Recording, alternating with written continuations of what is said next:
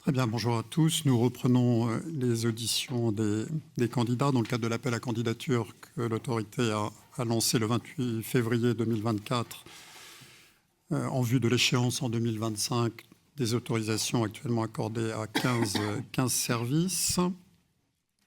Je rappelle, comme vous le savez, que les auditions sont prévues pour durer 1h30, 30 minutes de présentation maximum par le candidat, puis un temps d'échange avec le collège.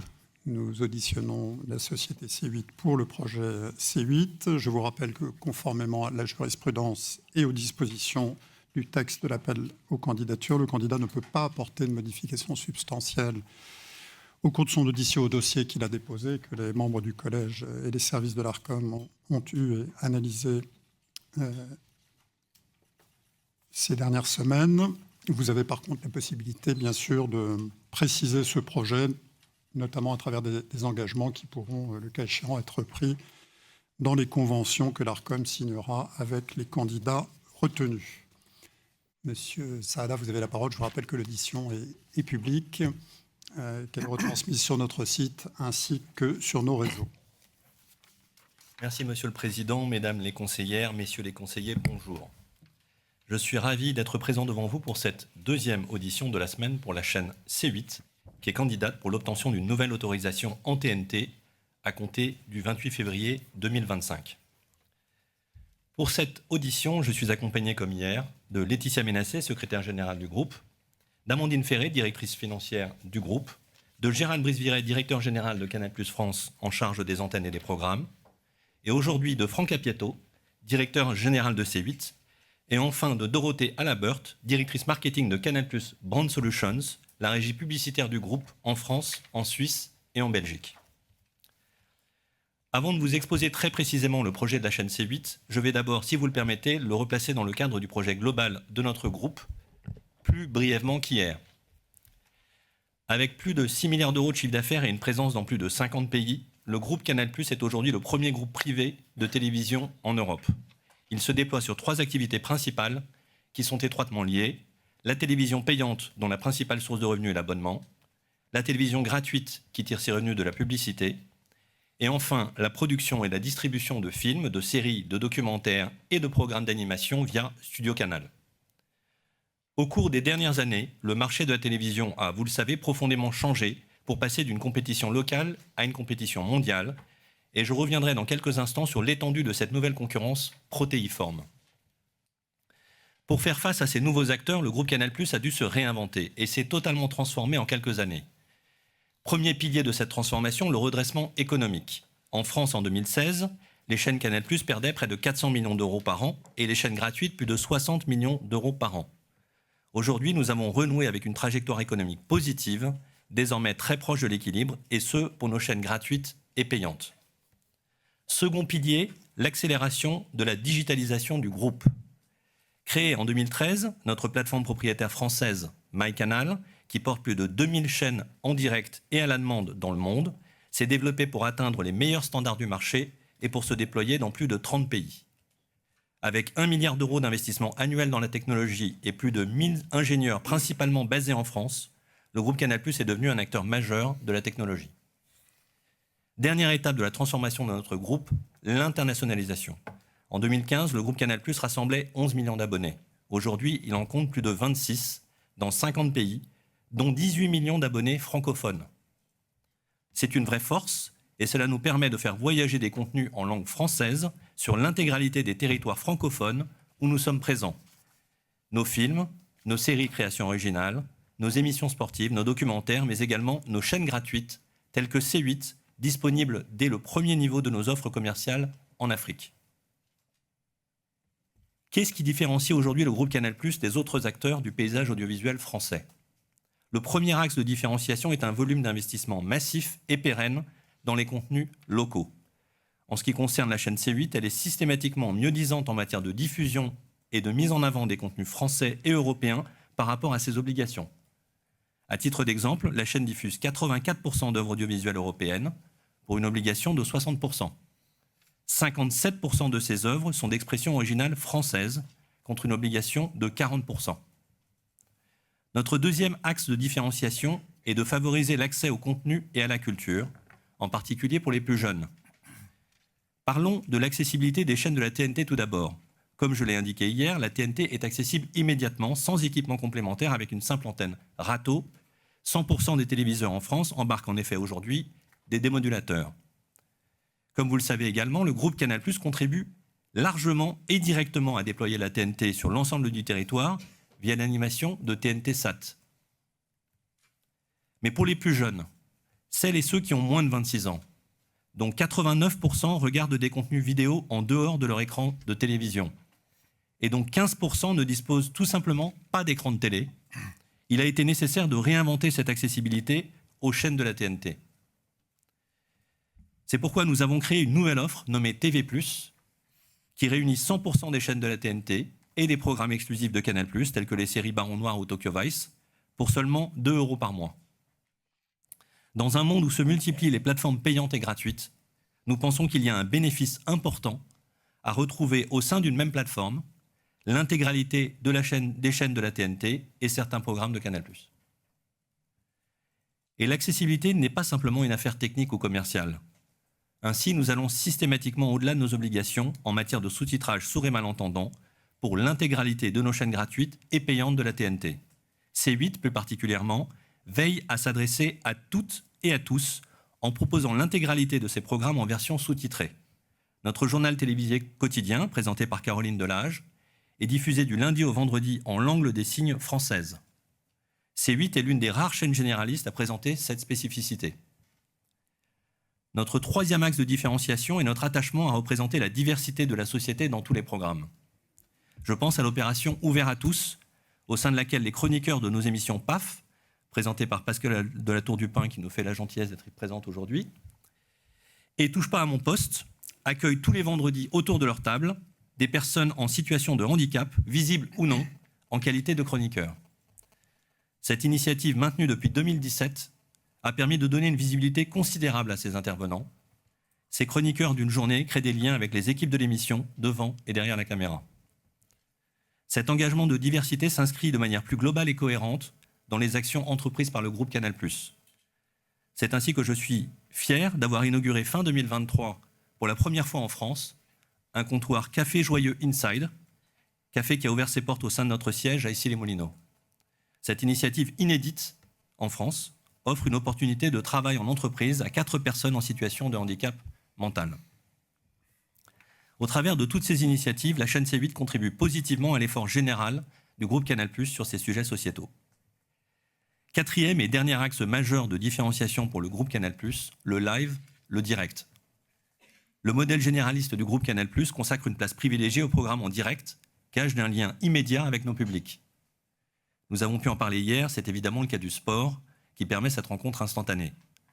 Cette caractéristique s'applique bien entendu à nos chaînes gratuites, et en particulier à C8. Le direct est un élément constitutif de C8. Direct 8, devenu C8, a eu dès son lancement pour colonne vertébrale le live. Ce sont près de 1000 heures de direct par an qui permettent de donner à la grille de la chaîne son ton unique, destiné à s'adresser au public le plus large. Ce volume de direct est une spécificité plébiscitée par l'ensemble des catégories de téléspectatrices et téléspectateurs de C8. Les émotions du direct ont permis à la chaîne de créer un lien fort avec le public à travers ses émissions quotidiennes, telles que William à midi, animé par William Lémergie, PAF, que j'ai cité plus tôt, ou encore Touche pas à mon poste, présenté par Cyril Hanouna. Et ce direct a contribué à faire aujourd'hui de C8 la première chaîne de la TNT. Alors je ne vais pas vous citer des cibles et des trucs, et puis vous dire dans le Gard, sur les gens qui ont entre 47 et 50 ans, on est les premiers. Non, C8 est bien la première chaîne de la TNT aujourd'hui. Elle réunit plus de 9 millions de téléspectateurs cumulés chaque jour et 44 millions de téléspectateurs cumulés par mois. Elle est la chaîne qui réunit le plus de téléspectateurs en prime. Depuis le début de l'année, nous avons réalisé plus de 29 primes à plus d'1 million de téléspectateurs, soit 10 de plus que notre concurrent principal. Ces audiences démontrent sans équivoque l'intérêt renouvelé et croissant du public à l'égard de cette chaîne. Son succès a permis à notre régie de s'établir comme un acteur important du paysage audiovisuel français, de se positionner en 3e position après celle de TF1 et M6, et de constituer une véritable alternative à ce duopole. Plus de 1000 annonceurs font le choix des chaînes du groupe Canal+. Près de 700 choisissent C8. Conséquence directe, C8 est l'une des chaînes de la TNT dont les espaces publicitaires sont les plus complets, avec 3h27 de publicité par jour. Ces excellents résultats dessinent logiquement une trajectoire économique positive. Nous serons proches de l'équilibre financier l'année prochaine et nous devrions être profitables dès l'année suivante. C'est un équilibre que nous avons mis du temps à atteindre et qui est fragile, notamment dans le contexte concurrentiel exacerbé dans lequel se trouvent les acteurs du gratuit et sur lequel je reviendrai dans quelques instants. Mais l'amélioration des comptes de la chaîne est constante depuis maintenant plusieurs années et nous sommes confiants dans notre capacité à atteindre ces objectifs. C'est pourquoi la TNT reste décisive pour nos chaînes gratuites dont le modèle économique est fondé sur la publicité, elle-même intrinsèquement liée à la TNT gratuite. Le taux de couverture reste le premier indicateur recherché par les annonceurs. Or, la TNT est un média de masse permettant de toucher le plus grand nombre. La TNT est un gage essentiel d'attractivité pour les marques et détermine donc directement le chiffre d'affaires publicitaire de nos chaînes gratuites, que ce soit en volume, via l'audience directement touchée, ou en valeur. Comment C8 s'inscrit plus globalement dans le projet du groupe Canal+. Pour conclure, vous le savez, nous envisageons d'écrire une nouvelle page de notre histoire avec l'étude du projet de notre entrée en bourse qui prendrait la forme d'une scission partielle et dont la conséquence serait la sortie du groupe Canal+, du périmètre du groupe Vivendi. Cette opération purement technique maintiendrait les équilibres actionnariaux actuels puisque le groupe Bolloré recevrait, par l'effet de la scission, un nombre d'actions du nouveau groupe Canal+ coté dans des proportions équivalentes à sa détention actuelle. Ce nouveau groupe Canal+ pourrait être rejoint par d'autres actifs du groupe Vivendi, tels que la plateforme gratuite de vidéo Dailymotion, qui compte 400 millions d'utilisateurs mensuels dans 190 pays et qui tire tous ses revenus de la publicité. Cet actif viendrait renforcer notre positionnement sur le marché du gratuit, essentiel, alors que nous voyons aujourd'hui émerger des offres dites hybrides, c'est-à-dire des offres de plateformes qui mixent abonnement et publicité. Initiée par Netflix en novembre 2022, cette toute nouvelle proposition de valeur a bientôt été adoptée par tous les acteurs du marché. Disney, Amazon, Warner, le dernier en date avec sa plateforme Max, ont tous lancé ce type d'offre. Le groupe Canal+ est nativement positionné sur ces deux types d'offres. Au-delà de nos 26 millions d'abonnés payants, il peut également compter sur ses chaînes gratuites. En France, elle fédère chaque jour 15 millions de téléspectateurs. C8, je l'ai dit, est aujourd'hui la première chaîne de la TNT. CNews est la deuxième chaîne d'information et de plus en plus souvent la première. C-Star est la première chaîne musicale gratuite. En Afrique, nos chaînes gratuites A+ Ivoire et A+ Bénin sont toutes deux parmi les premières sur leur marché. Pour commercialiser les espaces publicitaires de ces chaînes, nous pouvons compter en France, en Suisse et en Belgique sur notre régie publicitaire, dirigée par Fabrice Mollier, reconnue par des tiers tels que UGC, Le Grand Rex, RTL, Oki, Eurosport ou encore récemment Warner, qui a confié à notre régie la monétisation de sa plateforme Max en France. C'est là un gage ultime de la qualité de nos équipes et incontestablement une ressource indispensable pour l'avenir de Canal+. Et cette expertise publicitaire a vocation à se renforcer encore davantage avec l'acquisition prévue de la plateforme View en Asie, dont le modèle s'appuie notamment sur les revenus publicitaires avec des offres gratuites qui fédèrent aujourd'hui 62 millions d'utilisateurs mensuels. C'est pourquoi nous sommes convaincus de la pertinence de notre projet bicéphale sur la TNT gratuite et sur la TNT payante.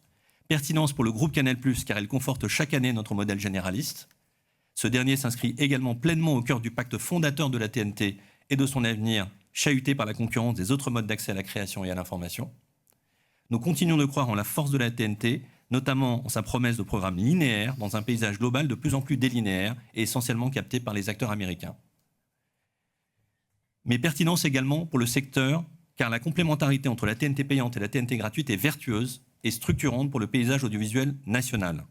Outre les équilibres sur le marché de la publicité et de la diffusion, je tiens à rappeler un truisme sectoriel qui reste capital. Ce sont ces mêmes chaînes de la TNT qui, en investissant massivement dans les filières cinématographiques et audiovisuelles nationales, contribuent significativement à leur vitalité et aux équilibres qui soudent les acteurs autour de notre modèle national vertueux. Dans un contexte concurrentiel exacerbé, où chaque jour voit naître un nouvel acteur proposant de la publicité, il apparaît donc nécessaire de maintenir un maximum de stabilité pour le secteur en conservant l'équilibre actuel entre autorisation de la TNT payante et gratuite sur lequel le modèle généraliste de Canal+ s'est déployé. Je vous remercie, Monsieur le Président, Mesdames les conseillères, Messieurs les conseillers, de votre écoute. Je passe maintenant la parole à Gérald Brice-Viret. Préalablement, je vous propose de regarder un petit film qui rappelle la promesse éditoriale de la chaîne C8. Merci à vous. Merci. Connaissez-vous vraiment C8 ? Si vous cherchez votre dose de bonne humeur, ne cherchez plus. C'est le lieu idéal. J'adore le concept.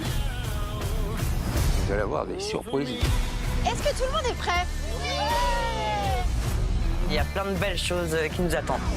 C8, c'est chaque année près de 3000 heures de programmes inédits. Pour bouger, Je suis ravie de vous retrouver dans votre émission Gym Direct. lire, Bienvenue dans Voyage au bout de la nuit. s'épanouir, Bonjour à tous, bienvenue dans le MAC qui fait du bien. se cultiver. Cinéma, littérature, musique, chanson, théâtre, bienvenue à l'essentiel. Je suis très très heureuse de vous recevoir pour ce droit d'auteur. Ce qu'il y a de magique au théâtre, c'est que c'est l'intensité de la vie. Pour vous passionner, Chaque dimanche, avec les animaux de la 8, on vous embarque dans toute la France découvrir leurs meilleurs amis. vibrer, Les amis, si vous cherchez une émission automobile et qu'il y en a sous le capot, eh bien, vous êtes dans le bon baquet. sourire et s'émouvoir. Très heureux de vous retrouver sur le plateau de Jacques La Vérité qui compte. Du rire, des larmes, des très belles histoires évidemment. L'amour triomphera toujours. C8, c'est chaque jour 5 quotidiennes, 5 heures de direct, 7 heures d'inédit. Bonjour à tous, chers amis, merci d'être avec nous. On a toujours eu une vie merveilleuse ensemble. Madame, monsieur, bonjour. Voici nos experts et experts, bien sûr. Ils sont forts, hein. Bonsoir à tous, bienvenue dans PAP. On passe en revue les images de ces dernières 24 heures. Bienvenue dans Paf Avec. Bonsoir à tous, on est en direct et ça touche pas bon. Quand on connaît bien les choses, on peut les regarder en face. Des documentaires pour apprendre, Ce que le monde attend, c'est William et Kate sur le trône. comprendre. C'est notre devoir de les transmettre aux générations futures. C'est tout simplement incroyable ce qu'ils ont fait ici. Se régaler On va vous dévoiler vos 10 plats préférés. Je vous apporte le dessert. et s'évader. Rien ne nous arrête. C'est les vacances, c'est la liberté. On se croirait aux Caraïbes. Il y a de quoi s'en mettre plein les yeux. C8 privilégie les séries populaires. Vous vous souvenez de moi? Commissaire Magellan. Vous êtes flic? Ah non, je suis œnologue. Une offre de cinéma riche et unique avec les films incontournables de notre patrimoine. Alors, heureux. Allô, Robert Klein? Bonsoir. Vous allez me foutre le camp. Des grands classiques, Si tu veux dégainer, je suis prêt. des films cultes, On va s'amuser. Fais-moi confiance. C'était pas ma guerre. des films préfinancés en première diffusion gratuite. Je la connais depuis combien de temps? Depuis ce week-end. Activiste ou opportuniste? Les émissions s'invitent au cœur du débat. Voilà, des jours heureux. C'est ça l'idée qu'il faut. Waouh. Merci d'être avec nous dans ce nouveau numéro de Face à Baba. Il fallait qu'on soit tous ensemble. Il y a aussi des moments suspendus Bienvenue au monastère. Je voudrais vous inviter à vraiment rentrer dans le silence. et de grands événements sportifs. On va vivre ensemble un événement énorme. L'un des plus beaux spectacles de la saison. On sera là pour faire le spectacle.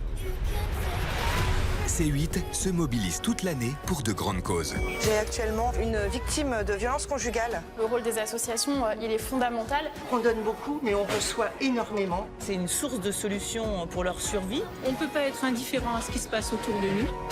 Nous partageons des valeurs fortes pour accompagner et aider. Bonjour à tous et bienvenue dans Job, l'émission qui fait le taf. Pour encourager, Vous avez envie d'agir, ça tombe bien, nous aussi. mettre en lumière le handicap Merci d'être avec nous. C'est pas ouvert à tous avec. et sensibiliser sur les enjeux de notre société. Ça vous hérisse le poil, ça donne des frissons pas possibles. Je suis ravi de vous retrouver pour un nouveau numéro de Notre Forêt de Vin. Si on ne fait pas un effort chacun à notre manière, on va tout tuer. Je vais adopter un chien. C'est vraiment pour ces belles histoires-là qu'on fait ce métier, qu'on est là. Pour toutes ces raisons, C8 est aujourd'hui la chaîne numéro 1 de la TNT. Monsieur le Président, Mesdames et Messieurs les conseillères et conseillers, quel plaisir de parler de toutes les facettes de C8. C8, c'est le succès d'une chaîne incarnée toute la journée, d'une chaîne qui porte une multitude de formats, comme vous avez pu le voir, des magazines, des documentaires, de l'information, du sport, des jeux, des talk-shows, des films, des séries, des formats courts. Une chaîne généraliste aux innombrables facettes qui fait d'elle la première chaîne de la TNT. C8, c'est une chaîne populaire, au sens le plus noble du terme, une chaîne qui prouve sa vivacité et qui prouve surtout la vivacité du média télé qui a encore, on le sait, de très beaux jours devant lui. Le direct, l'inédit, c'est l'héritage de Direct 8, présenté ici même en 2002, déjà 20 ans, plus de 20 ans par Philippe Labro, qui est d'ailleurs toujours présent sur la chaîne chaque samedi. La promesse était de précisément exploiter toutes les opportunités offertes par la TNT. L'un de ses objectifs était de devenir une chaîne qui parle à tous les Français en mettant à profit la démocratisation permise par la TNT. Près de 20 ans après, eh bien c'est chose faite. C8 est bel et bien la chaîne numéro 1 de toutes les générations, un lieu de rencontre où grands-parents et petits-enfants peuvent se retrouver dans un esprit de convivialité. C8 s'adresse chaque jour à près de 2 millions de téléspectateurs âgés de 15-34 ans, près de 3 millions âgés de 25 à 49 ans et plus de 4 millions âgés de plus de 50 ans. C'est une structure d'audience unique parmi les nouvelles chaînes de la TNT et plus de 6 millions la regardent uniquement sur la TNT. Derrière le succès de C8, il y a une centaine de collaborateurs de la chaîne, dont une partie sont présents aujourd'hui. Au total, c'est plus de 500 emplois directs ou indirects et près de 40 sociétés de production derrière le succès de C8. C8 prouve chaque jour que la TNT est bien plus qu'une révolution technologique. Sa gratuité, son accès au plus grand nombre résonnent dans ses programmes qui traitent de toutes les thématiques et on aura l'occasion d'en parler tout à l'heure. Le téléspectateur est ainsi pris par la main depuis le matin Jim Direct jusqu'à Jordan Deluxe, William et Midi et ses 20 chroniqueurs, dont 19 expertes. Paysage audiovisuel français, PAF, avec Pascal Latour-Dupin qui est présente aujourd'hui. Touche pas à mon poste, dont on parlait énormément, on en parlera tout à l'heure. Le succès de Cyril Hanouna, meilleure saison depuis plus de 10 ans. Job, le week-end, avec Albert Batille. Envie d'agir, avec Jaleh Bradéa qui est présent ce matin. Et puis, C8 qui est la seule chaîne à consacrer le dimanche une journée entière à la cause animale par le biais de ses productions Les Animaux de la 8, présentées par Elodie Ajoin et Sandrine Narciset, et Animaux adoptés. Avec cette émission, nous avons battu des records avec la SPA pour les adoptions. Près de 6 Français sur 10 déclarent posséder un chien ou un chat. Eh bien, nous sommes la seule chaîne, le TNT, à proposer ce type d'émission.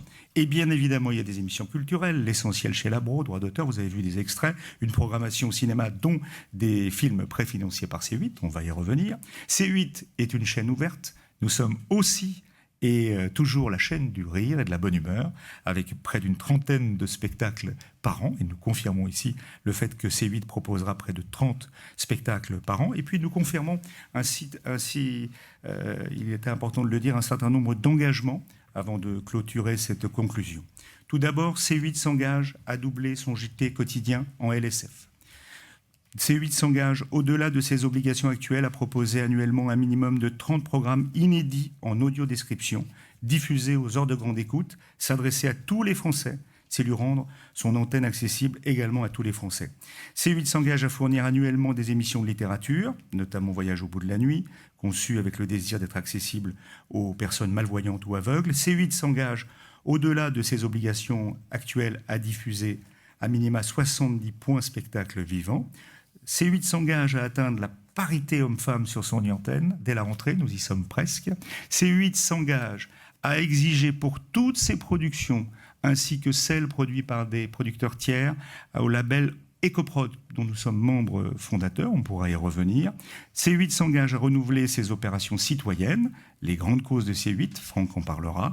C8 s'engage à approfondir sa forte participation à la création française et européenne. Et enfin, C8 s'engage à mettre en place un nouveau processus nous permettant de garantir la maîtrise de son antenne et approfondira les efforts que nous avons faits depuis 2023. Pour conclure, C8 est une chaîne qui a réussi son pari ambitieux en rencontrant un immense succès d'audience et en trouvant enfin son modèle économique. Et je mesure mes mots avec tout ce que mon bagage professionnel m'a enseigné. Mon parcours dans le secteur de la télévision me donne une vision aiguisée de la TNT. J'ai eu l'opportunité, la chance de diriger 11 chaînes de la TNT, gratuite ou payante. Je peux en attester.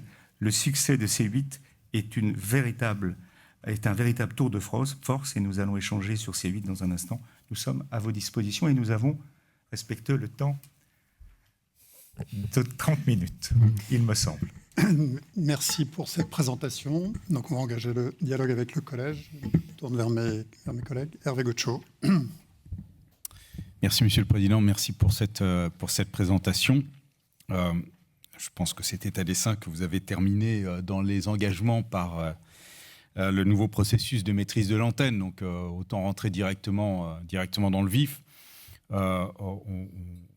On peut effectivement souligner dans la présentation, vous l'avez rappelé dans le clip que vous nous avez présenté, que C8 propose énormément de programmes extrêmement divers tout au long de la journée. Et c'est vrai que l'actualité, on va dire, qui nous a réunis un petit peu, notamment cette année, était essentiellement tournée vers principalement un programme, puisque juste sur cette année, il y a eu 7 sanctions que l'ARCOM a adressées à C8 en matière de non-respect de la vie privée, de l'image, de l'honneur, de la réputation, de la dignité de la personne humaine, de la protection des mineurs, du droit à l'image.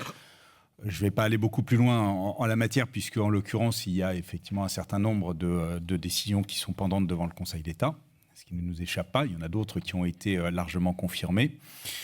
Donc voilà, ma question, elle est simple. D'abord, effectivement, qu'est-ce que vous pouvez nous détailler dans la mise en place d'un nouveau processus en matière de maîtrise de l'antenne? Et puis, peut-être d'une manière plus générale, quels sont les enseignements que vous tirez de cette séquence, de cette année, concernant notamment, effectivement, une émission dont vous avez rappelé que c'était sa meilleure saison depuis 10 ans, sur la première chaîne de la TNT, ce qui oblige en matière d'éthique et de déontologie. Et puis peut-être une petite incidente sur le rôle justement du comité d'éthique. À combien de reprises a-t-il et sur quel sujet a-t-il été saisi cette année? Merci pour cette question, monsieur le conseiller. Donc je vais passer la parole à Franck Cappietto qui va vous parler de la nouvelle procédure de la maîtrise de l'antenne. Mais vous dire que c'était important aujourd'hui de vous présenter toutes les facettes de la chaîne pour montrer la richesse et le sens des multiples programmes qui est diffusés, ce qui explique le succès global. Tous les différents manquements, nous sommes d'accord sur certains, pas d'accord sur d'autres, sont dans cette émission qui s'appelle « Touche pas à mon poste » autour d'un animateur célèbre et une bande d'animateurs autour de Cyril Hanouna. Est-ce que C8 souhaite se séparer de Cyril Hanouna? Bien sûr que non, puisque Cyril Hanouna, s'il n'est pas sur C8, sera dès demain sur une autre chaîne. Il a reçu encore il y a quelques mois des propositions. Il s'agit de profiter de la force de cette émission et de faire que cette émission soit bien évidemment irréprochable. Et c'est pour ça que nous avons testé un nouveau système de mise à l'antenne et je propose à Franck de le détailler. Bonjour Monsieur le Président, bonjour Madame les conseillères, Messieurs les conseillers, je vous salue. Et je suis pour une fois très heureux de vous voir puisque je viens vous parler de la globalité de ma chaîne préférée, C8, que j'ai le plaisir et même l'honneur d'éditer. Pour répondre plus rapidement à votre question, et comme l'a précisé notre président Maxime Saada ici, c'est vrai qu'on est très attaché au direct parce que le direct, c'est aujourd'hui la modernité, c'est l'interactivité avec le public qui nous consomme fort nombreux, qui nous consomme chaque jour. Et c'est un format donc qu'on a privilégié et protégé pendant des années. Il y a un certain temps, j'avais lancé le Grand 8, je pense que vous vous souvenez de cette émission, avec Roselyne Bachelot, Laurence Ferrari et ainsi de suite. Et au début, l'émission était enregistrée et je n'arrivais pas à obtenir une ambiance, une signature éditoriale de la part de ces dames extrêmement professionnelles dans leur domaine. Et donc, on est passé, et l'émission ne marchait pas. On est passé en direct et l'émission s'est mise à marcher. Donc, depuis, c'est vrai que ça soit William ou Cyril le soir, on a privilégié le direct. Cette année, on a fait un nouveau test. On avait un résultat d'audience qui n'était pas très performant le week-end. Et de façon très pragmatique, on s'est dit qu'est-ce qu'on pourrait faire pour augmenter les audiences du week-end, puisqu'on perdait notre avance quasi tous les week-ends notre avance qu'on avait prise dans la semaine. On a donc décidé de lancer Face à Hanouna. Par rapport au planning de production, Face à Hanouna est une émission qu'on enregistre.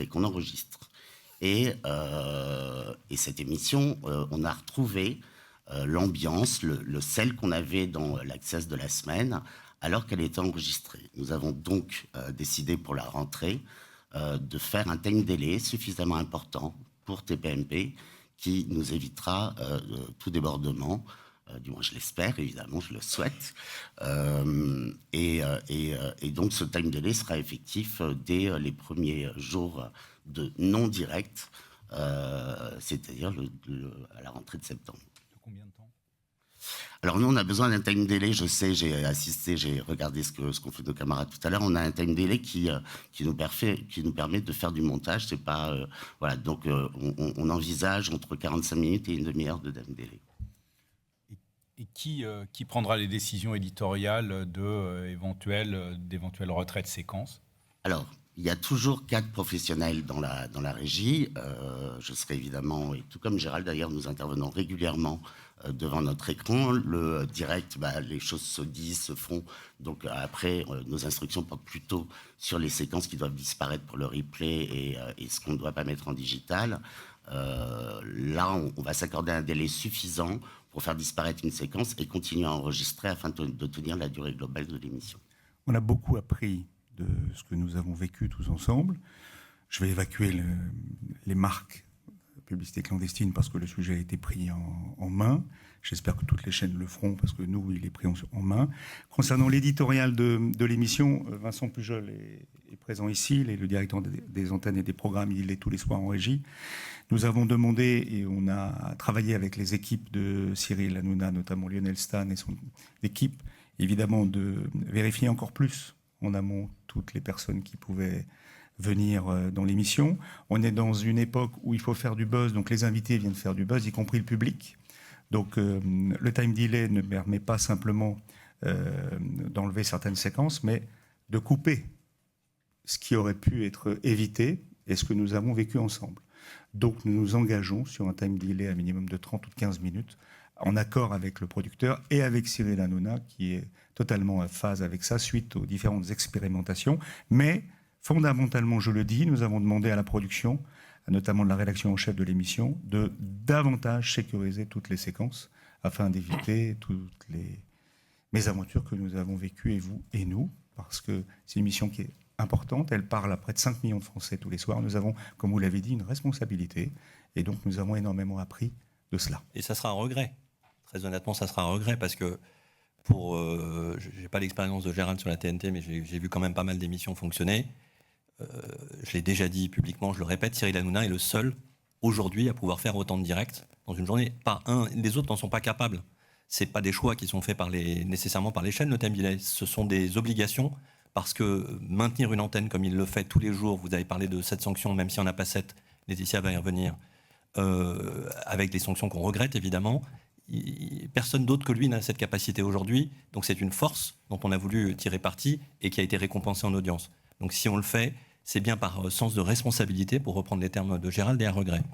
On va juste revenir sur vos 2 autres questions, notamment sur le comité d'éthique. Avec Laetitia. Oui, merci Maxime, bonjour à tous. Moi je suis toujours très heureuse de venir ici.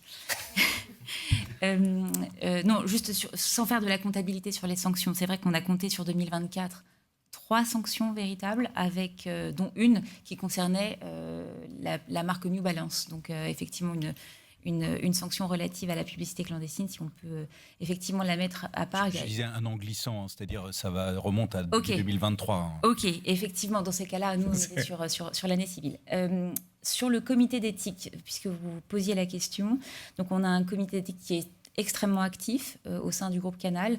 Je vais en profiter pour évidemment les citer, puisqu'ils font un travail exceptionnel. Donc Sabine Bourget, Brice Charles, Alain Fouché, Jacqueline Franjou, Christian Kert et Richard Michel, qui très régulièrement en fait se réunissent. Alors c'est pour l'ensemble des chaînes du groupe Canal. Ils sont intervenus à plusieurs reprises sur un certain nombre de séquences.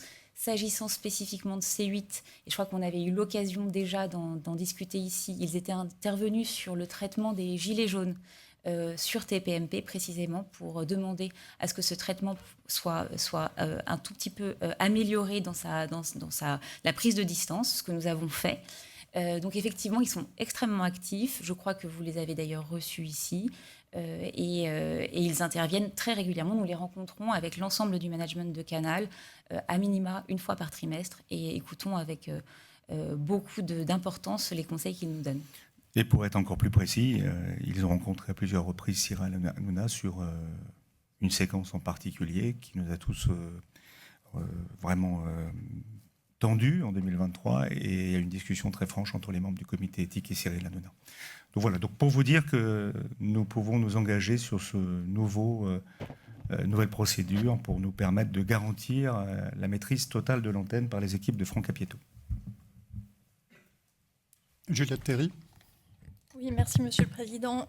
J'ai une question sur un sujet dont on parle relativement moins que celui du pluralisme, qui concerne l'indépendance de la chaîne vis-à-vis notamment des actionnaires et des annonceurs. Vous évoquez d'ailleurs cette question dans votre candidature, bien sûr, parce que c'était aussi dans les demandes de notre appel à candidature. Ce que nous a dit récemment le Conseil d'État, c'est que pour nous, l'appréciation dépendait des conditions de fonctionnement de la chaîne. Et donc, évidemment, ça nous a amené à réfléchir sur ce sujet des conditions de fonctionnement de la chaîne. Et dans les conditions de fonctionnement, ce qu'on voit, c'est que vous, votre modèle d'affaires, enfin vous, je parle de C8, hein, le modèle d'affaires de C8 correspond à une dette très importante qui apparaît dans son bilan, des charges financières correspondantes, hein, des charges financières annuelles correspondantes. Je ne donne pas les montants pour des raisons de secret d'affaires parce que j'ai un petit doute sur ce sujet-là, donc voilà. Mais si vous me l'y autorisez, je peux tout à fait préciser. Et donc, du coup, ma question, elle est très simple. Dans ces conditions-là, vous avez une candidature qui efface ou abandonne les dettes grâce au coup d'éponge de l'actionnaire. Comment, du coup, assurez-vous, dans cette circonstance, l'indépendance de la chaîne vis-à-vis, encore une fois, des conditions de fonctionnement et des relations particulières avec son actionnaire? Merci. Je vais te laisser répondre, Gérald. Quasiment toutes les chaînes de la TNT ont perdu de l'argent. Ou perdent de l'argent encore. Donc j'imagine que cette question, vous l'adressez à tous les acteurs, j'imagine, de la TNT. Mais au-delà de ça... Chaque dossier est particulier. Oui, Là, voilà. Oui. Il n'y a pas d'intervention de l'actionnaire dans l'éditorial des chaînes, on l'a dit, on l'a répété. Et peut-être, Gérald, tu veux expliquer comment tu fonctionnes avec Franck ? Avec plaisir. Et écoutez, on a trouvé un modèle éditorial avec Franck, puisque c'est vrai que j'ai toujours à cœur de rendre à l'équilibre les chaînes TNT que j'ai dirigées, que ce soit à mon époque Énergie 12 ou Gulli et autres. Et là, nous avons trouvé un modèle à la fois extrêmement puissant sur l'Access et avec un Prime qui est redirigé vers des magazines moins coûteux que certaines acquisitions de films. Et quant à l'indépendance de Franck Apieto, elle est totale, il va pouvoir vous le confirmer. Oui, ça, alors je vous garantis que j'ai une indépendance totale éditoriale. Ma mission, moi, aujourd'hui, c'est d'amener la chaîne à un équilibre financier. Évidemment, ça, c'est une mission dictée par le groupe. Éditorialement parlant, artistiquement parlant, on bénéficie d'une liberté absolument totale au sein du groupe Canal. Je n'ai jamais de demande particulière de Maxime. Je travaille avec Gérald main dans la main sur une stratégie. C'est comme ça qu'on est arrivé à une stratégie qui englobait les 4+, en cible prioritaire, sachant que moi je fais partie des gens qui considèrent aujourd'hui qu'on ne devrait plus être sur les 25-49, mais sur les 25-59, parce que je pense qu'au-delà de 50 ans, et nous sommes un certain nombre aujourd'hui à avoir dépassé, on n'est pas périmé, on n'est pas hors cible, on a une véritable vie, la société change. On nous invite d'ailleurs à travailler plus longtemps, ce que je comprends tout à fait, mais parce qu'effectivement, au-delà de 50 ans, on est très en forme. Donc voilà, donc on a établi cette stratégie de 4+, qui nous a permis d'avoir un équilibre et un coup de grille qui est extrêmement performant et qui nous permet de rentabiliser un certain nombre de cases qu'on ne faisait pas auparavant. Donc indépendance auprès de l'actionnaire. Indépendance éditoriale totale. Et indépendance vis-à-vis de la publicité. Et ça, c'est important, je le redis ici, même si nous travaillons évidemment très bien avec la régie. Aujourd'hui, les écrans de la chaîne sont pleins. Donc ça, c'est formidable puisque c'est la réussite économique de la chaîne. Et Franck est complètement indépendant sur ses décisions. Je voudrais passer la parole une seconde à Amandine Ferré, notre directrice financière, qui est bien plus compétente que moi sur ces sujets, mais simplement dire qu'en réalité, si on prend l'analyse que vous avez faite sur la dette, elle est bien plus importante du côté des chaînes payantes, qui ont perdu considérablement plus d'argent pour le groupe Canal+ en France que les chaînes gratuites. Donc en fait, l'actionnaire a beaucoup plus contribué au financement des chaînes payantes, des droits sur le long terme, des acquisitions de Canal+ à l'international, ou en France d'ailleurs, que sur les chaînes gratuites. Et que par ailleurs, le projet que nous avons d'introduction de Canal+ en bourse renforcera encore l'indépendance de Canal+ vis-à-vis d'actionnaires éventuels, aujourd'hui de Vivendi en tout cas. Et Amandine, si tu veux bien revenir sur la trajectoire économique, s'il te plaît. Monsieur le Président, Mesdames les conseillères, Messieurs les conseillers, donc effectivement, je vous rassure, notre objectif sur nos chaînes, c'est d'être rentable. Lorsque le groupe Canal a fait l'acquisition des chaînes à l'époque Direct 8 et Direct Star, on projetait de pouvoir avoir des synergies importantes sur le gratuit et le payant. Les engagements qu'on a pris ont fait que notre trajectoire de rentabilité a été un peu retardée, mais néanmoins cet objectif demeure. Et si vous regardez l'historique des dernières années, on voit qu'on est vraiment sur une trajectoire extrêmement positive. On perdait en 2017 près de 70 millions d'euros par an. Aujourd'hui, on est plutôt autour de 20 millions d'euros. Donc on n'est pas encore à l'équilibre, mais on y travaille. Et on y travaille sur plusieurs leviers. Le premier, c'est d'arriver à avoir une croissance de l'audience qui soit liée à une stratégie d'acquisition de contenu rationnelle. Donc ça, c'est le travail des équipes de Franck et de Gérald, et où on voit vraiment, quand on suit aujourd'hui notre trajectoire d'audience, elle est en croissance. On a, et vous l'avez dans notre plan d'affaires, une stratégie d'acquisition qui demeure, qui nous permet de satisfaire aux engagements, mais qui est raisonnée. Donc ça, c'est notre premier levier. Et le deuxième levier, c'est la monétisation de cette audience. Et ça, c'est lié à un marché publicitaire où la taille compte, en fait. Sur le marché de la publicité, il y a une vraie prime à être gros, et donc on a besoin d'atteindre une taille critique, et donc d'avoir un inventaire publicitaire qui soit suffisamment important pour le monétiser. Et on rentre dans un espèce de cycle vertueux. Plus on a une audience importante, plus notre conversion et notre monétisation devient importante.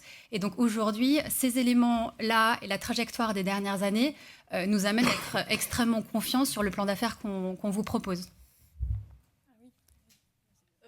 Oui, alors ça c'était une autre question. En effet, le plan d'affaires est en effet très ambitieux. Vous êtes à des taux de croissance qui sont par rapport à l'étude publicitaire que nous, on a pu diligenter avec la DGMIC, qui sont plus de 4 fois plus importants que les pronostics, je veux dire, de cette cabinet d'études indépendant a pu établir, avec des hypothèses dont j'ai du mal à comprendre les ressorts aussi. Merci. On va vous répondre avec beaucoup de plaisir. Je passe la parole à Dorothée Alabert. Bonjour Monsieur le Président, Mesdames les conseillères, Messieurs les conseillers.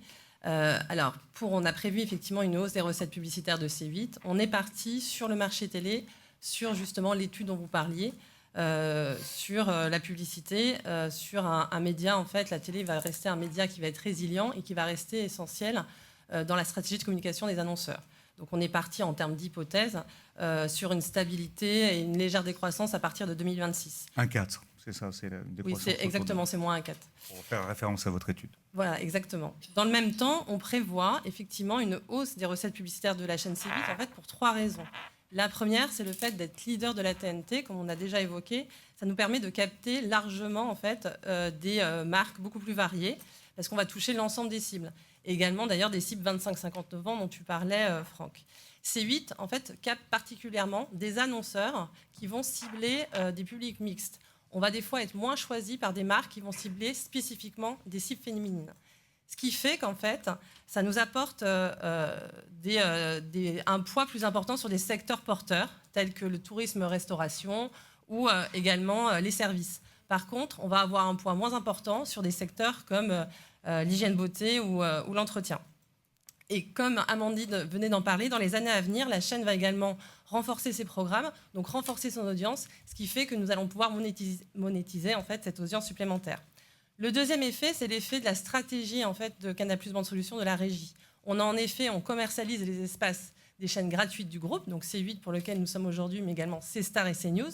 Et nous commercialisons aussi les espaces publicitaires des chaînes payantes, telles que Canal+, telles que les déclinaisons Canal+ Sport ou les chaînes thématiques comme Planète. Et on est également régie d'éditeurs tiers, comme parlait Maxime, ce qui fait qu'on peut être beaucoup plus large en fait, dans notre proposition auprès des annonceurs.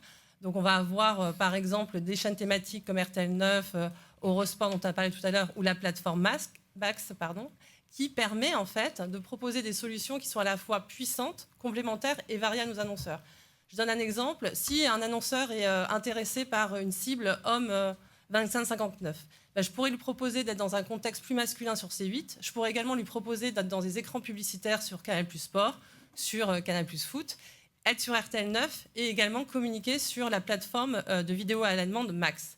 C8, en télévision, elle est commercialisée dans une offre commune qui regroupe C8, C-Star et Canal+. Ce qui nous permet en fait de faciliter la programmation pour nos annonceurs, pour nos clients, des plans sur un large potentiel d'audience beaucoup plus important en fait que pour une seule chaîne. On a d'ailleurs mesuré l'efficacité sur les ventes de cette offre. On était sur un retour sur investissement autour de 33% par rapport à la moyenne.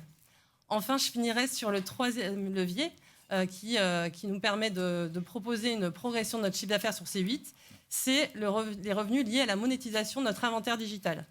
Bien évidemment, il y a la télé segmentée qui, en 2025, on aura la disponibilité de 4 opérateurs, ce qui n'était pas le cas avant. Également, la multiplication des ciblages disponibles sur ce segment qui est vraiment très dynamique. D'ailleurs, à l'avenir, nous pourrons proposer ce segment sur le parc de nos abonnés Canal, ce qui nous fera un levier supplémentaire. Et enfin, je pense qu'on est encore au début en fait, de la monétisation des inventaires digitaux qui sont sur C8, puisqu'on va encore développer l'inventaire disponible, par exemple, dans les environnements des fournisseurs d'accès Internet. Et en fait, ce développement d'inventaire va nous permettre d'avoir des revenus digitaux supplémentaires. Par rapport à la régie, en fait, sur notre offre, je finirai là-dessus. Sur l'offre digitale, MyCanal, qui est vraiment un fer de lance très important, même au sein de la régie publicitaire, et avec la plateforme Max, ça nous permet en fait de renforcer notre attractivité et de renforcer notre valeur vis-à-vis du marché publicitaire. Comme le précisait Maxime, nous avons une taille critique pour la régie, c'est-à-dire que nous sommes la 3e régie de France. La puissance de C8 est indispensable pour notre régie et le modèle général économique du groupe Canal. Et nous avons ce que tu veux préciser, Dorothée, ce qu'on veut préciser, c'est réussi sur le digital depuis 1 an à monétiser extrêmement bien toute la force de C8 et de CNews. On en parlera lundi prochain. C'est près de plus de 200% d'augmentation sur le digital, puisqu'on a aujourd'hui réussi à adresser ce public-là. Et la force de C8, c'est d'être une chaîne en direct, en permanence, tout au long de la journée, donc d'avoir une résonance sociale.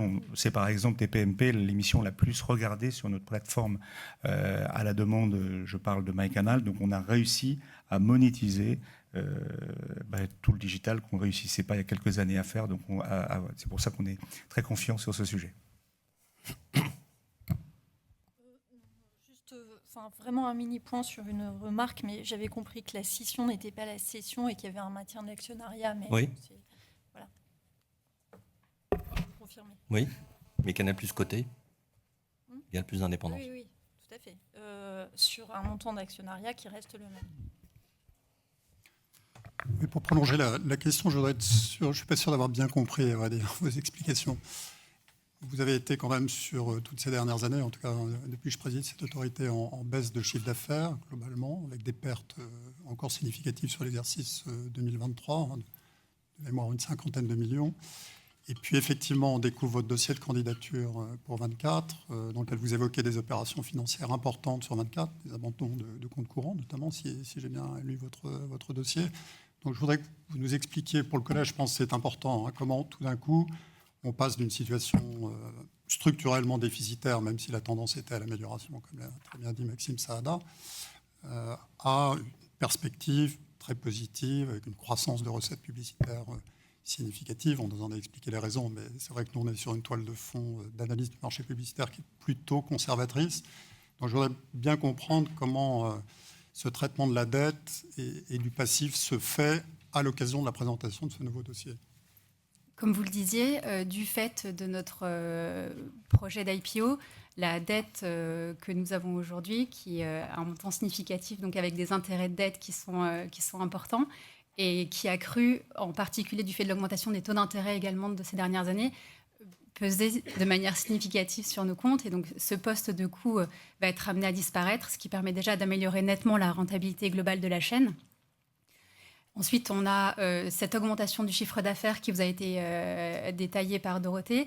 On a vraiment, comme vous l'avez noté, on a eu tout d'abord une phase de décroissance du chiffre d'affaires parce qu'on a baissé les investissements de contenu pour rationaliser tout ça. Et aujourd'hui, on est depuis quelques années sur une trajectoire à nouveau croissante, en fait. On a vraiment eu, si je voulais schématiser, une stratégie en deux phases, une phase un petit peu de rationalisation et de nettoyage avant de pouvoir repartir sur de bonnes bases.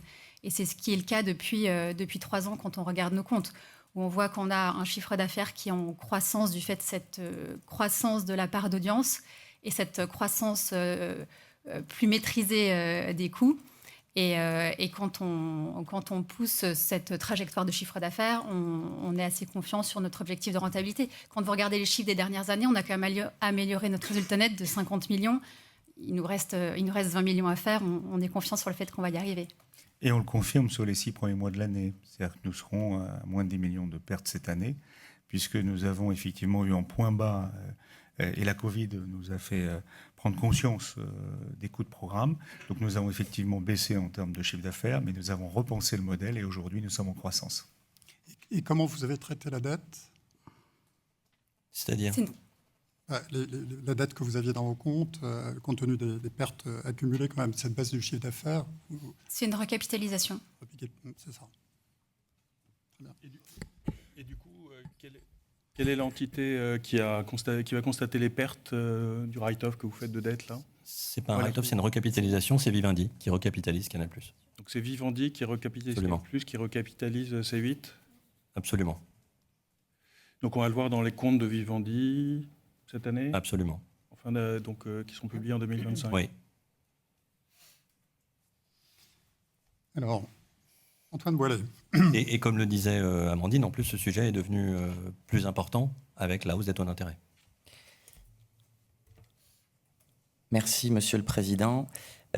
Plusieurs questions. La première, on a évoqué le time delay. Alors, il me semble, Monsieur Apieto, que vous avez dit entre 30 et 45 et Gérald Brice-Viré entre 15 et 30. Est-ce que vous pouvez affiner ça ce matin ? Sans faire de rationalisation ex post, mais si on a à reprendre une séquence récente de TPMP, est-ce que cette maîtrise de l'antenne au travers du time delay vous aurait amené en régie à décider de couper un coup de fil au débotté, plutôt un message téléphonique entre Madame Knafo et Monsieur Bardella ? Ça, c'était ma première question. Alors, monsieur le conseiller, j'aimerais déjà vous rappeler que les séquences qui posent problème par rapport à 1000 heures de direct, c'est 0,6% du temps d'antenne. Et si on enlève la pub clandestine, c'est 0,1%. Pour répondre sur le délai... C'est 0,6 de trop, monsieur Apieto. Nous sommes entièrement d'accord, monsieur le Président. Et c'est comme ça qu'on s'est vu régulièrement, vous nous avez sanctionnés. Et alors du coup, coupe ou pas coupe sur cette séquence ? Alors coupe, oui, coupe, bien sûr. Concernant le time delay, est-ce qu'on sera une demi-heure, 15 minutes ? Alors moi j'aimerais même 45 pour tout vous dire, mais on est en train de caler ça en fonction du planning de monsieur Cyril Hanouna, évidemment, en fonction des équipes éditoriales de pouvoir créer un conducteur. Aujourd'hui, on reçoit le conducteur aux alentours de 13h, ça voudrait dire qu'on doit éditorialement tout avancer. Je ne peux pas aussi faire travailler les équipes de H2O Production la nuit sur l'édito de l'émission. Donc c'est un calage, mais il est très clair que j'ai besoin d'un time delay qui me permet de supprimer la séquence coup de téléphone dont vous faites référence. La deuxième question, elle est au fond dans le prolongement de cette séquence et de la question de Juliette Théry sur l'indépendance de l'info vis-à-vis de l'actionnaire. Alors, c'est un volet, on vient de l'évoquer, actionnarial, mais ça a également un volet éditorial qui a d'ailleurs valu une mise en demeure sur ce point l'an dernier. Donc, la question, c'est que dans le prolongement des mesures que vous avez évoquées, sur le time delay, sur le comité d'éthique. Est-ce que vous auriez d'autres mesures complémentaires à proposer, d'autres garde-fous suite à cette mise en demeure et au regard de l'actualité, que j'appellerais l'actualité politique et électorale? Est-ce que là-dessus, vous auriez des compléments de mesures à nous proposer pour qu'on soit tous vigilants, vous les premiers, sur ce volet de l'indépendance de l'info sous l'angle éditorial? Tout à fait. Vous l'avez vu tout à l'heure dans la bande de démonstration de la chaîne. Vous avez vu des présences politiques de tous bords, et il faut qu'on soit attaché à ce pluralisme. Cyril Hanouna a été extrêmement choqué par les événements du 7 octobre. Il a été victime de beaucoup de harcèlement concernant ses origines. Donc il est bien en vacances en ce moment, c'est important, et il va bien. Je l'ai eu hier au téléphone, puisque tout le monde n'a pas son nom scandé dans une foule alors que c'était une boutade. Il faut prendre soin de tout le monde, y compris de lui, et je peux vous assurer que le pluralisme fera partie de l'émission à la rentrée, avec des invités de tous bords qui viendront, et tous les points de vue seront exprimés comme auparavant sur cette chaîne, et notamment dans cette émission. Donc là, je peux vous l'assurer. Et ma dernière question, avant de passer la parole à mes collègues, au fond, ce qui nous réunit ce matin, c'est une question d'intérêt général et de politique publique. C'est comment les groupes privés sur la TNT gratuite participent de cet objectif d'intérêt général, de cohésion sociale, d'information, de création que vous avez évoqué, audiovisuel et encore cinéma. Et qu'en échange de ça, on débat, et c'est normal que ce soit public, autour des engagements de ces différents groupes dans des conventions pour répondre à l'ensemble de ces objectifs d'intérêt général. Et d'ailleurs, le public a un niveau supplémentaire, ce qui est bien normal, d'exigence dans le cahier des charges, puisque eux, en plus, ce que vous n'avez pas, ils ont le droit de préemption. En résumé, tout ce qu'on est en train de se dire montre que les chaînes gratuites comme payantes de la TNT ont une responsabilité supplémentaire qui est liée justement à la TNT. Donc je voudrais savoir pour vous ce qu'on appellerait sous forme de clin d'œil ce petit truc en plus, mais qu'on aurait envie de dire ce super grand truc en plus qui est lié à l'exigence de diffuser ces programmes sur la TNT gratuite sur un réseau national public. Comment vous interprétez cet objectif d'intérêt général? Et la deuxième chose, au fond, si on renouvelait votre fréquence, est-ce que les termes de votre nouvelle convention seraient, on a évoqué hier, des formations internes que vous faites avec vos équipes? Est-ce qu'il y aurait des formations internes sur les tenants et les aboutissants de cette convention, sur les responsabilités internes et externes liées à l'accomplissement de cette nouvelle convention? Et le dernier point qui est lié, c'est qu'au fond, avec tous les engagements que vous avez pris et que j'évoquais tout à l'heure et que nous notons, comité d'éthique, time deal et autres, est-ce que si d'aventure il y avait d'autres procédures de sanctions avec le rapporteur du Conseil d'État, est-ce qu'au fond, dans cette démarche de transparence qui nous réunit ce matin, vous seriez d'accord pour que ces auditions soient publiques? Alors il y a plusieurs questions, peut-être Laetitia sur une partie et moi en complément. Alors, sur la question des formations liées à la Convention, c'est quelque chose qui existe déjà, qui est évidemment... on n'a pas attendu d'avoir des sanctions pour évangéliser sur les questions des obligations, de nos obligations à travers l'ensemble des chaînes que nous avons, y compris sur la TNT payante, naturellement aussi. C'est quelque chose qui, au quotidien, n'est pas circonscrit aux équipes juridiques du groupe Canal, évidemment, qui doit être appréhendé par l'ensemble des équipes éditoriales qui, dans leurs choix éditoriaux, doivent naturellement se conformer aux exigences de la Convention. Et naturellement, c'est quelque chose que nous faisons très régulièrement avec les équipes qui sont là présentes, qui vont au sein des chaînes, qui expliquent les obligations qui sont celles de celle des chaînes et qui naturellement répondent aux questions qui peuvent évidemment émerger. Donc ça, c'est quelque chose qui existe, qu'on peut naturellement renforcer, mais c'est quelque chose qu'on a déjà mis en place et depuis de très nombreuses années.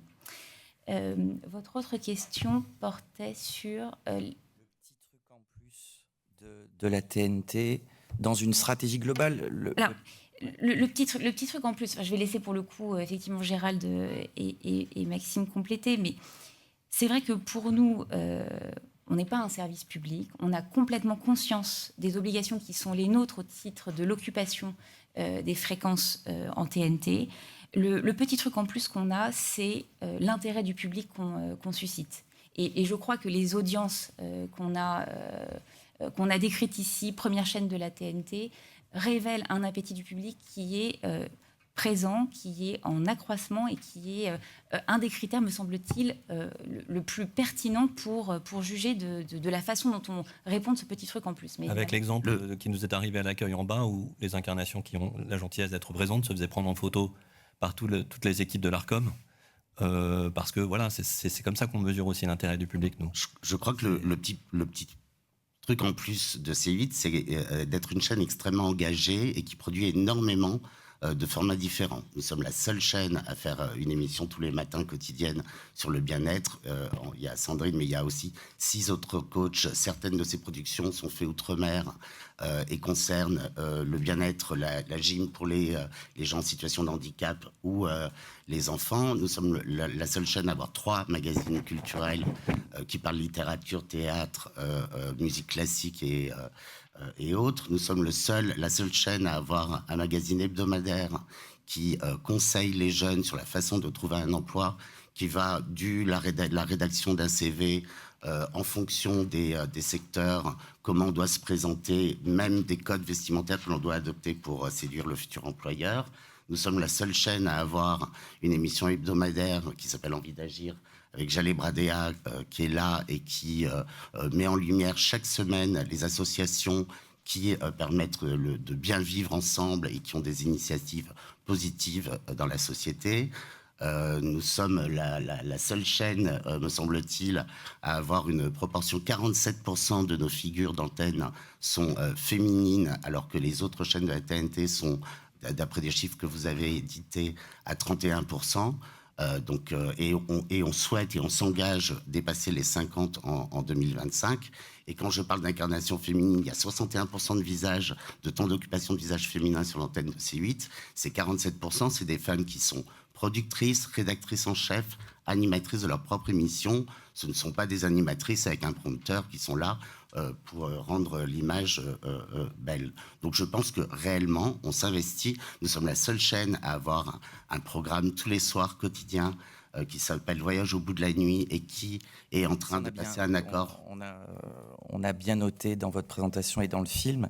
Juste ma dernière question, parce que c'était sur le volet caractère public ou non des procédures de sanctions, et aussi peut-être de convenir, mais c'est une question, que qui dit intérêt du public, le petit truc en plus de la TNT nous amène à adjoindre à intérêt du public la protection des publics, le respect des droits de la personne. C'est peut-être ça aussi, ce qui a en plus du statut d'être effectivement sur la TNT. Le petit truc en plus, c'est d'abord un film qu'Artus nous a amené chez Canal+, et qu'on a tout de suite financé. On y a cru dès le script, donc je tenais à le préciser. On était les seuls comme souvent. On était les seuls comme souvent, je ferme la parenthèse. C'est pas un petit truc en plus, c'est un grand truc en plus, en fait. Vous avez totalement raison. Quand on a lancé la TNT, on voulait des chaînes différentes par rapport aux chaînes hertziennes, et on souhaitait ouvrir, non pas à des chaînes robinet à images, mais des chaînes qui avaient une identité et qui étaient utiles pour nos concitoyens et d'intérêt général. Et je peux dire aujourd'hui que C8 fait partie de ce type de chaîne. On en parle beaucoup, peut-être trop, sur des mauvaises séquences, mais pas assez sur des bonnes séquences. Donc on a une responsabilité accrue, et je suis d'accord avec vous, monsieur le conseiller, on doit être encore plus attentif aux manquements, et on doit ici se poser pour dire qu'il ne faut plus qu'il y ait de manquements sur notre chaîne, même si nous remettons en cause certains entre nous, mais c'est important de se le dire, nous avons une grande responsabilité par rapport au fait qu'on a énormément de directs, et on contre vraiment très bien, notamment les réseaux sociaux complètement dérégulés, grâce à toute notre convention, parce que si on enlève ce dont on a parlé, C8 respecte en tout point toutes ses obligations dans sa convention. Il faut le préciser ce matin. Et peut-être juste une réaction un peu à brûle-pourpoint sur la question de la publicité des procédures de sanction. Je trouve ça, à titre personnel, ce serait assez étonnant parce que les procédures de sanction, elles ont tout de même vocation à nous permettre de nous défendre, de présenter nos arguments de façon contradictoire et de permettre aussi au collège, je pense, de réfléchir de façon sereine aux sanctions qui sont prises. Et je pense que rendre tout cela public avec l'effervescence des réseaux sociaux et autres donnerait à toutes ces procédures une tonalité qui serait encore plus problématique, je pense, pour les respects de la défense. Donc, c'est vraiment une réflexion comme ça à brûle-pourpoint, parce que c'est quelque chose auquel on n'a pas réfléchi. Et puis, naturellement, si ça devait s'appliquer à nous, il faudrait que ça s'applique aux autres. La réglementation, comme vous le savez, laisse ce soin à l'éditeur. Vous avez chaque fois souhaité que l'audition se tienne à huis clos. Si je suis votre raisonnement, il faudrait que toutes les procédures judiciaires se tiennent à huis clos. Oui, c'est une procédure administrative qui effectivement... Oui, sous le contrôle du juge. Sous le contrôle du juge, oui. Laurence Péco-Rivolier. Merci, Monsieur le Président. Moi aussi, je vais être dans la continuité parce que même si c'est 0,6%, c'est effectivement quelque chose qui nous a beaucoup occupé cette année et qui nous pose la question de savoir effectivement comment une maîtrise de l'antenne peut nous rassurer. Vous avez parlé du time delay et ça nous rassure sur l'aspect possibilité d'intervention quand il y a des débordements inattendus. Mais la question quand même sous-jacente et qui était dans toutes les questions qui vous ont été posées jusqu'à présent, c'est est-ce qu'il n'y a pas quand même quelque chose dans cette émission qui focalise la plupart des manquements, qui est conceptuel au fait de prétendre mettre sur la scène des choses que les autres ne mettent pas sur la scène, avec l'audience qui va avec, et vous l'avez dit, mais qui du coup pose un problème d'éditorialisation, pose un problème de discussion amont. Je pense par exemple au fait d'inviter sur un plateau une personne dont on sait qu'elle prétend qu'un certain nombre de personnes de la classe politique ou de l'élite prennent des drogues qui viennent du sang des enfants, ou je pense au fait d'inviter sur le plateau un mineur de 17 ans pour parler de la pornographie pratiquée par ses parents. Il y a quelque chose qui fait que l'intervention après coup n'a pas vraiment de sens à partir du moment où le thème de l'émission est tourné vers quelque chose qui va poser difficulté. Je me permets juste de corriger. C'est pas 0,6%. C'est 0,06%. Et le 0,06, c'est avec la publicité clandestine qu'on conteste totalement. On regarde tous les soirs des émissions des autres chaînes où il y a de la pub pour Gucci, etc. Et on se dit, mais qu'est-ce qui se passe ? Alors, je veux bien revenir sur la publicité clandestine. Donc, c'est 0,01% dont on parle. Encore une fois, on regrette toutes ces séquences, mais c'est ça dont on parle. Alors, vous revenez sur des séquences. Et moi, il y a aussi une catégorie de gens. Quand j'en parlais avec les équipes éditoriales, il ne fallait pas l'inviter, très clairement. Celui dont vous faites référence, qui est venu nous expliquer qu'une certaine élite ou un certain nombre d'artistes prenaient des drogues issues du sang des enfants. D'ailleurs, il n'était pas prévu au conducteur, pour tout vous dire, et il n'était pas prévu qu'il parle de ça.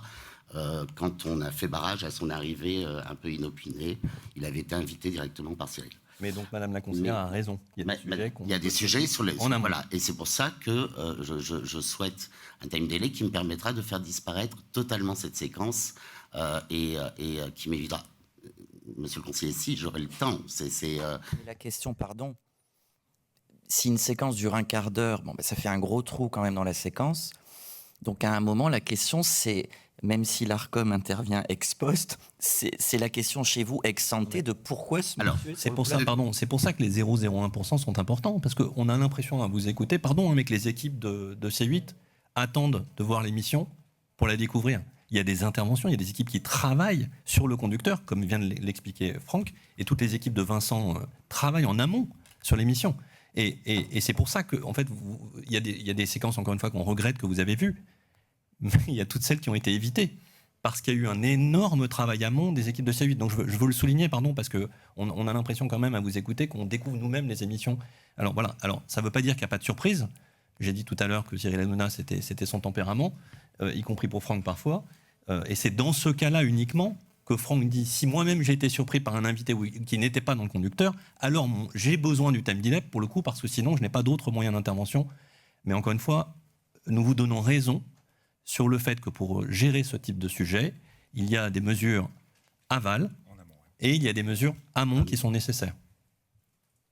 Pardon, je suis intervenu pour... Non, mais tu as bien fait, Maxime, parce que été tellement plus clair. On ne parle pas, c'est vrai, de 99% des émissions qui sont utiles à nos concitoyens et qui sont en phase avec l'actualité, mais c'est bien, il faut en parler, vous avez raison. Et pour la publicité clandestine, on intervient sur les signalements qui nous sont faits, parce qu'effectivement, on ne peut pas regarder l'intégralité des émissions, mais c'est vrai qu'on a repéré de la publicité clandestine sur ces 2 dernières années sur cette chaîne-là. Lorsqu'on nous la signale sur d'autres chaînes, on intervient également. On a eu moins à intervenir sur d'autres chaînes. Et c'est important sur la publicité clandestine, je fais une parenthèse, c'est que moi-même, je me suis posé la question si mes équipes faisaient mal leur travail ou pas, donc j'ai demandé à regarder toutes les autres chaînes, et voilà, après, je ne suis pas un délateur, donc je ne le ferai pas. C'est un rapport de 1 à 10 pour nous, on n'a pas les mêmes analyses. Mais en tout cas, de nous 1 à avons 10. pris le point. Nous avons pris le point. Donc ça, on Certaines apportera chaînes, les éléments. Mais... C'est le bon marché. Benoît Loutrel. Merci, Monsieur le Président. Je suis désolé, je voudrais poursuivre sur le même sujet parce que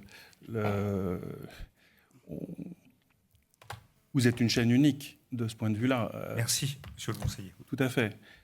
Sur les 8 dernières années, vous cumulez 7 610 000 euros et 1 euro de sanctions.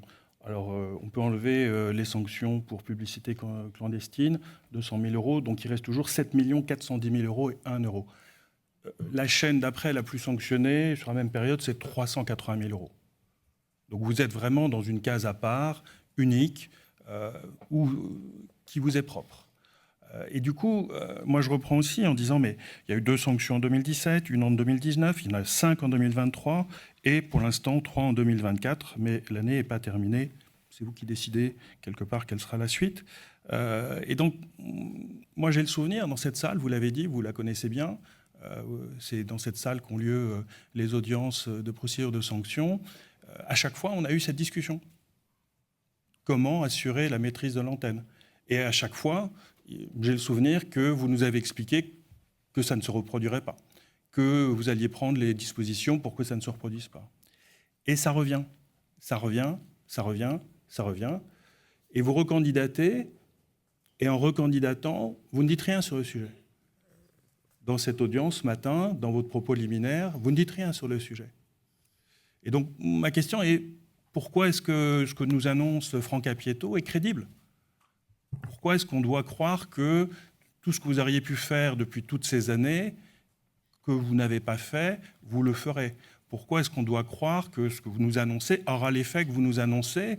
Puisque, effectivement, c'est des dérapages majeurs, encore une fois. Pour arriver à cumuler un tel niveau de sanctions où la plupart ont été soumises à contentieux, ont été confirmées, y compris pour celle qui était particulièrement importante de 3 millions d'euros. On est allé jusqu'en Cour européenne des droits de l'homme, elle a été confirmée par la Cour européenne des droits de l'homme. Pourquoi est-ce que demain sera différent d'hier, alors que, encore une fois, vous aviez tous les moyens, vous contrôliez tout, vous êtes l'éditeur, vous êtes en capacité de gérer ces émissions. Pourquoi est-ce que demain serait différent de hier ? Alors, je ne sais pas où vous étiez dans la dernière demi-heure, mais ça fait quand même 30 minutes qu'on parle du sujet, monsieur le conseiller. Et dans votre candidature, il n'y a rien. Et donc, on a annoncé ce matin un engagement supplémentaire de time delay. Il n'est pas dans le dossier de candidature. Si vous ne souhaitez pas qu'on prenne l'engagement, on ne le mettra pas. Mais c'est une proposition que nous faisons ce matin, ou alors cette audition n'a aucun sens. Monsieur et toutes les décisions ont déjà été prises sur la base du dossier. Monsieur Loutrel. Si, en droit de poser les questions qu'il tout à fait. Et si je suis en droit d'y répondre, je dirais simplement que si nous n'avons pas vocation ici à réagir à vos demandes et à vous proposer sur votre demande des engagements supplémentaires, alors je ne comprends pas le sens de cette audition. Nous avons pris un engagement supplémentaire ce matin. Si vous ne souhaitez pas qu'il figure au dossier, si vous ne souhaitez pas qu'il figure à la Convention, nous vous écouterons. C'est une proposition de notre part. Pourquoi maintenant cet engagement quand on a eu les problèmes que vous savez concernant Éric Zemmour sur CNews, vous avez enregistré l'émission. C'est pour ça que j'ai expliqué que c'était un regret. Pourquoi ça vient ce matin alors que les procédures, elles sont engagées? C'est deux éléments. C'est pour ça que j'expliquais que c'était un regret, parce que Cyril Hanouna, que ça déplaise à certains ou non, a ce talent et cette capacité à faire du direct pendant des heures ce qui n'est pas le cas d'autres incarnations. Donc la question ne se pose même pas pour d'autres incarnations et sur d'autres chaînes. Premier élément. Et deuxième élément, je crois que Franck Apieto y a répondu tout à l'heure, nous avions des doutes sur la capacité à générer cette ambiance particulière liée au direct.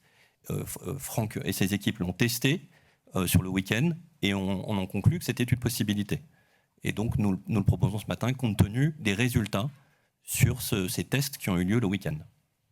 Et d'autre part, je le précise ici, nous sommes pour la candidature de la chaîne C8 et non pour savoir si Cyril Hanouna doit continuer à faire ou pas de la télévision. Ce n'est pas du tout ce que vous avez dit, parce qu'avec ou sans C8, vous le retrouverez sur une autre chaîne dès la rentrée. Notre sujet, ce n'est pas les personnalités, c'est l'éditeur. Oui. L'éditeur a un lien avec le régulateur par une convention qu'il est tenu de respecter. Et nous sommes sur une durée d'autorisation qui est très longue, avec un historique qui est très singulier, comme l'a rappelé Benoît Loutrel. Donc le régulateur est vraiment en droit de se poser des questions. Pourquoi tout d'un coup vous nous sortez un dispositif alors que les premières sanctions remontent quand même maintenant très loin? Sur Zemmour, quand la sanction sur Bugeaud est tombée, vous avez enregistré l'émission dans la semaine qui suivait. Pourquoi ça ne s'est pas passé là? C'est ça la question.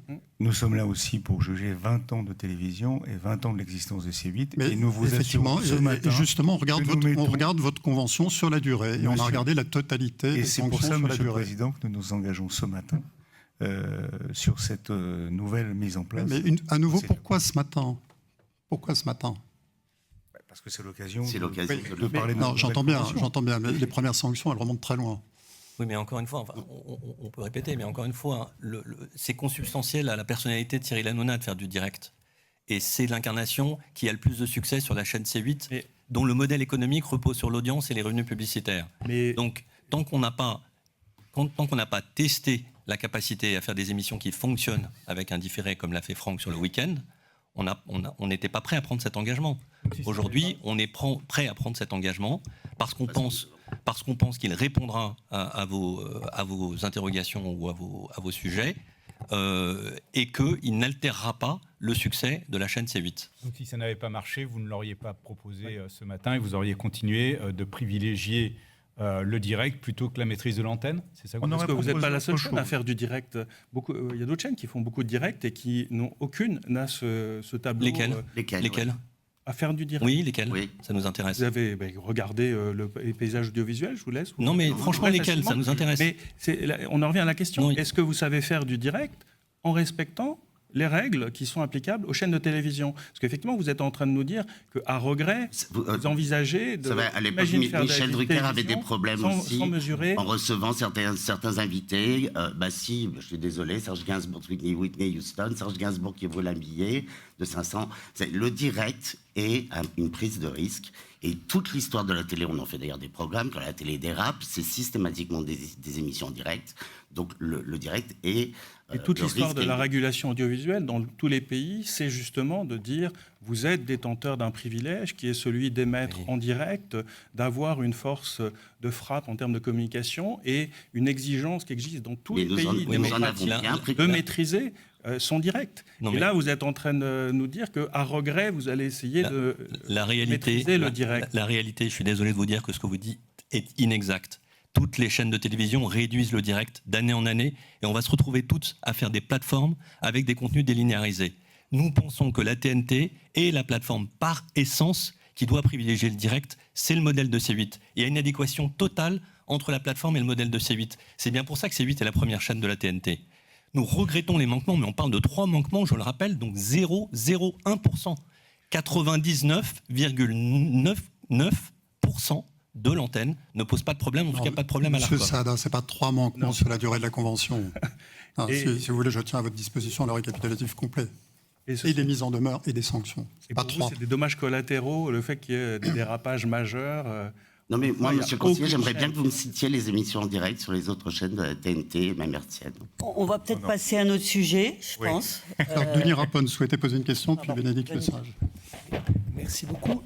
Ma collègue et voisine, Juliette Théry, vous a parlé d'une décision du 13 février dernier du Conseil d'État et elle vous a interrogé sur un des éléments de cette décision qui est effectivement l'indépendance à l'égard de l'actionnaire. L'autre élément est celui effectivement du respect du pluralisme avec une interprétation très globale qu'a donné le Conseil, qui est effectivement le pluralisme de l'ensemble des courants de pensée et d'expression sur tous les programmes de la chaîne, par tous les participants. Et je voulais savoir comment vous envisagez la mise en œuvre de cette décision sur cet aspect pluralisme, pas sur l'aspect indépendance auquel vous avez déjà répondu. Merci, monsieur le conseiller. D'abord, pour rappeler sur un des aspects que C8 a toujours respecté le temps de parole politique, c'est bien de le dire. Et sur le pluralisme, nous nous engageons là aussi, notamment sur toutes nos émissions, à le renforcer davantage, à la fois sur une émission, sur la semaine ou sur le mois, pour que tous les points de vue soient exprimés sur l'antenne de C8 et aux mêmes horaires. Ça, c'est important. Et c'est ce que nous allons faire encore plus à l'interprétation de la décision du Conseil d'État sur nos émissions. Et si je peux juste compléter sur un point, donc nous attendons évidemment avec impatience la délibération qui sera prise par l'ARCOM et qui précisera les contours dans lesquels les éditeurs doivent se conformer à cette décision de février 2024. Naturellement, s'agissant de C8, on a bien noté la nécessité effectivement de faire figurer, enfin de respecter le pluralisme tant des intervenants que des temps de parole, ce que nous comptabilisions jusqu'alors, et effectivement cette vision élargie, en tout cas, de la façon dont le pluralisme doit être comptabilisé sur la chaîne, c'est quelque chose qu'on a déjà pris en compte, et évidemment qu'on appliquera d'une façon millimétrée comme on le fait sur le reste, une fois que la délibération de l'ARCOM sera produite. Bénédicte Lesage.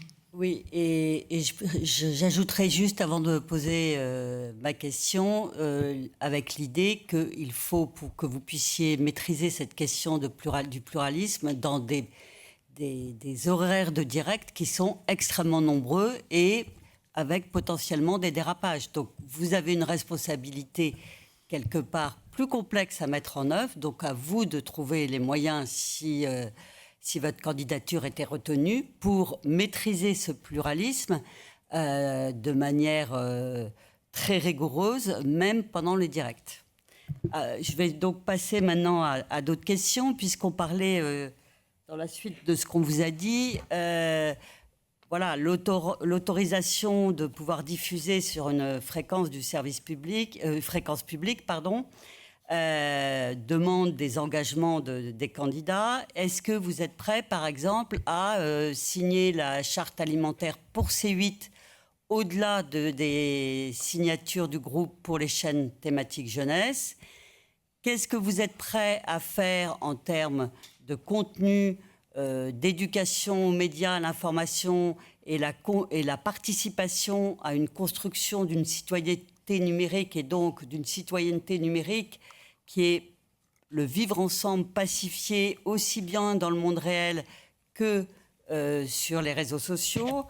Est-ce que vous avez, on l'a vu dans la bande-annonce, vous avez quelques émissions ou, je ne sais pas, magazines ou autres autour de la religion? Est-ce que vous êtes prêt, si vous continuez ce type d'émission, à élargir à des courants religieux différents? Voilà, c'est un peu, j'avais envie que vous me disiez comment vous pouvez incarner mieux cette notion de pluralisme au sens très large du terme dans vos contenus. Avant de laisser la parole à Franck Apieto, merci pour votre question. Si vous nous demandez de prendre des engagements qui ne sont pas dans le dossier supplémentaires, nous serons, s'ils sont importants pour vous, nous sommes tout à fait favorables à le faire. Franck ? Pour la charte alimentaire. Alors, charte alimentaire, alors déjà, j'en ai parlé tout à l'heure, nous sommes la seule chaîne à éditer une émission de gym, qui s'appelle Gym Direct, et qui rappelle pendant toute la durée de l'émission manger, bouger, et qui nous invite à être en bonne santé. On a au sein de William Lémergie des experts qui viennent, et on a toutes les semaines des interventions de nutritionnistes. C'est 2 à 3 fois par semaine. Donc les nutritionnistes viennent sur le plateau expliquer quels sont les bons éléments, les bons aliments et leurs vertus. On vient de s'engager à faire une série documentaire sur les meilleures cantines de France. parce que je pense que l'alimentation vient dès le plus jeune âge. Moi, j'appartiens à une génération où on m'apprenait à tout manger. Voilà, il fallait même ce qui me faisait un peu grimacer, qui était de couleur verte, et il fallait que je le mange. Et depuis, j'aime tout. Et donc, on va se pencher sur les cantines et sur la façon dont on oriente l'alimentation dès le plus jeune âge, puisqu'on sait qu'il y a une dérive de la société vers l'obésité chez les plus jeunes qui devient problématique, et qu'on a un peu éduqué les générations sur le moelleux tiède sucré, voilà, qui vient d'une alimentation, on va dire, de rue. Sur le pluralisme religieux, on fait des émissions religieuses qui correspondent au calendrier républicain où les jours fériés sont des fêtes religieuses. On a le Mac qui fait du bien qui est proposé par Karine Arsène tous les dimanches matins, qui nous invite à explorer la spiritualité extrême orientale, on va dire, le bouddhisme, l'hindouisme et toutes ces religions.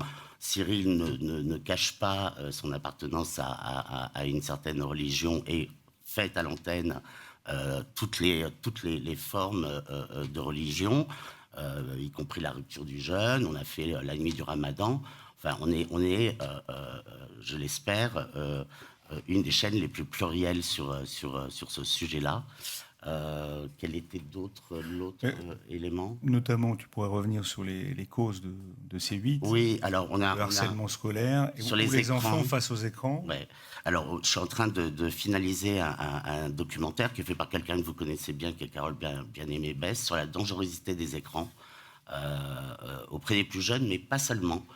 Parce que beaucoup d'adultes aujourd'hui s'endorment avec leurs écrans et ne se rendent pas compte de l'impact que ça peut avoir au-delà de ce qu'ils regardent sur la santé, en termes de luminosité, en termes de nervosité. Donc, et on a 8 grandes causes, donc un certain nombre ont déjà été avec succès diffusées à l'antenne. Les violences conjugales faites aux femmes, c'est un documentaire qu'on avait fait avec Marlène Schiappa, qui avait rencontré plus de 700 000 téléspectateurs en prime sur C8, et on a refait une soirée en rediffusant un doc, et je remercie les équipes de Canal+ de me l'avoir confié. C'est un documentaire absolument magnifique qui s'appelle Vivante, qui a été fait d'après l'œuvre de Sarah Baruch, qui a aussi rencontré son public. Mais on va traiter la maladie d'Alzheimer, on a traité les familles monoparentales, la précarité. Enfin, c'est vraiment une chaîne en termes de prime qui s'investit dans les grandes causes qui correspondent à la situation de notre société aujourd'hui. Le harcèlement dans les écoles est un sujet qu'on a abordé.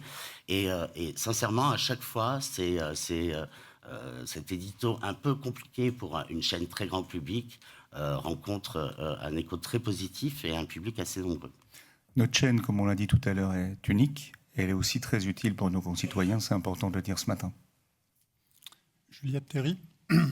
Oui, merci Monsieur le Président. Donc très rapidement sur votre comité d'éthique, parce que vous y faites référence plusieurs fois dans votre candidature et vous l'avez également mentionné lors de votre intervention orale. Ce que j'aurais aimé, c'est que ce que je comprends, c'est que ce comité se réunit 2 fois par an de manière automatique, et il peut être également saisi à tout moment et s'auto-saisir. Et c'est sur ce dernier point que j'aimerais avoir quelques infos, parce que c'est vrai que c'est un critère à la fois d'indépendance et d'effectivité, j'allais dire, du comité. Est-ce que vous pouvez nous préciser le nombre de fois où il s'est auto-saisi sur les questions d'indépendance, de pluralisme et d'honnêteté des programmes? Merci.